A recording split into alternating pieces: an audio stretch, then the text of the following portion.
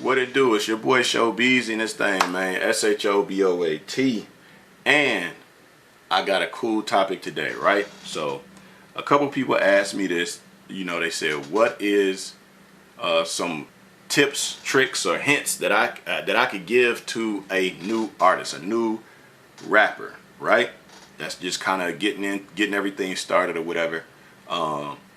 So, you know, it's something that I'm passionate about, just music in general, and also the music business, you know. So I get questions similar to that, you know, quite often or whatever. So it's something I want to just kind of give my 2 cents on since it was asked. So some things I can tell a new artist is that one, you have to remember this: there are a million rappers just in your city or in your state. As a newer artist that's still trying to gain a fan base, you have to figure out how are you going to get people's attention, you know, because everybody rap. Little JoJo and them down the street rap, you know what I'm saying? They little cousin and them, Junebug and them rap over here, like they already have all these people that are upcoming artists that they know, that they have personal relationships with, that they know of, they went to school with, this, that, and the other. They cousin them, you feel me? That they know that rap already. So what are you going to do to get these people's attention to where they're going to listen to yours? You know, somebody that they don't know, that they've never heard of before. So in getting their attention, the one thing that I would say is the biggest thing is that you have to make sure, one, the music is good. That should be self-explanatory. You want to have as little doubt in if this is good music or not as possible, right? So one, you want to make sure the music is good. Number two, which is a huge thing that a lot of people skip over, right? A lot of people focus on the music. The majority of people focus on the music because that's kind of like the fun part, the creative process, getting in the studio, rapping, you know what I'm saying, kicking it with your homies, you know what I'm saying, letting them listen to your music, this, that, and the other. So that's kind of like the fun part about it, and people skip the second most important thing, and that's the presentation. Presentation is huge, you know what I mean? Because no, this is not the CD era anymore where you have to print up CDs and this, that, and the other, but you still have to take a lot of those same elements into present time in the social media era, because in order for people to see your music, you have to present it in a way that's going to be attractive to them. And that's going to be your cover art. You know, I see it myself, you know, when I'm scrolling down through my timeline, or if a sponsored ad comes up in my timeline and somebody, I don't know who they are, if the cover looks good, it's going to get my attention. Now, a lot of people will try to cut corners and go the cheap route and try to have, you know what I'm saying, they little nephew make the cover for them, and it look like something that was made in you know, in Microsoft Paint. You feel me? And it doesn't compete with the market standard. You know what I'm saying? And that was always the biggest thing for me. That was one thing that I always focused on. You know, me as an artist, even if you look at my catalog of the countless projects that I've put out, one thing that always stands out to people, and that people tell me all the time and give me a lot of positive feedback about it, is like, oh man, this cover is fire. Man, that cover for Tied In is so fire. Like that cover, woo woo. You know what I'm saying? So that's one of the things that I always prided myself on. Now, when I first started making music, it was back in the CD era.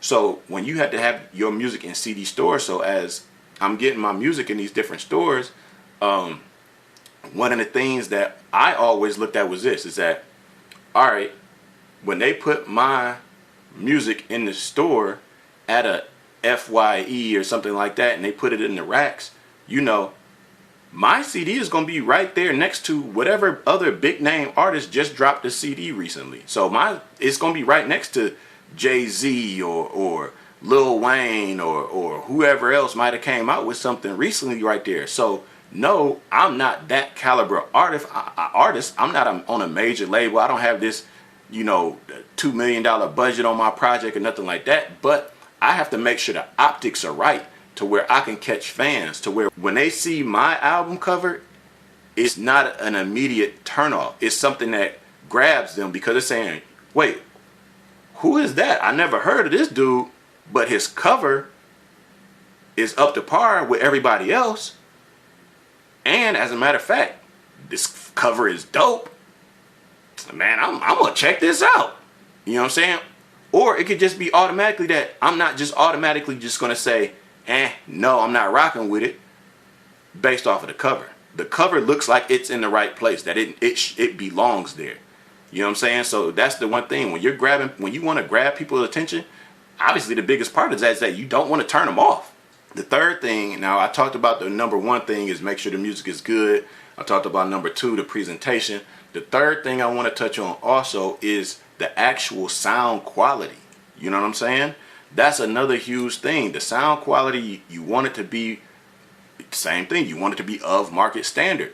You know, you don't want it to sound like now don't get it twisted. You could be recording this in the basement or in the bathroom or in the closet in your bedroom. It don't matter where you record it. You need to make sure that the outcome of what you're actually putting out for fans to listen and potential fans to listen to and become fans is mixed properly. If you're not trained on how to mix it properly yourself, then you need to make sure you're taking it to a studio or sending it to a studio that can actually mix it the way it needs to be, so that way it is of the market standard.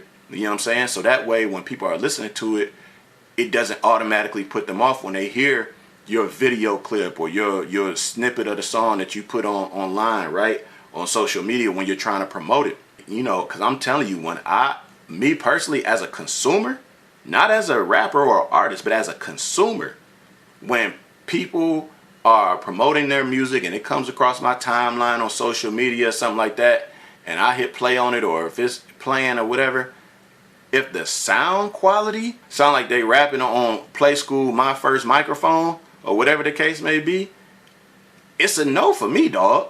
You feel me? It's a no for me. I'm not even, if you don't respect your music enough to put the time and effort and sometimes money as well into making sure you actually have music that is sonically good, then if you're not putting that time and effort into it, why should I as a consumer put that time and effort into actually supporting you or becoming a fan of you if I see as an artist you're not even doing what it takes to actually gain the following that you're looking for? You know, that's a big thing for me, man. Like, that's a big thing, is the sound quality for me, because I'm a music head. So when a project is sonically pleasing to the ears, the presentation of the cover art or whatever promo that you're using, whatever kind of things that you're doing for your promotion, you know what I'm saying, and the music is actually good, you checking all the boxes, man. You want to make sure that you're taking out all the doubt of any potential fans that you could be getting. You want to take the doubt out of their mind. So when people hear it, it draws them into you to where they're willing to check out more, or they're willing to follow you, or they're willing to even just go to your page and see, okay, what else do he got going on?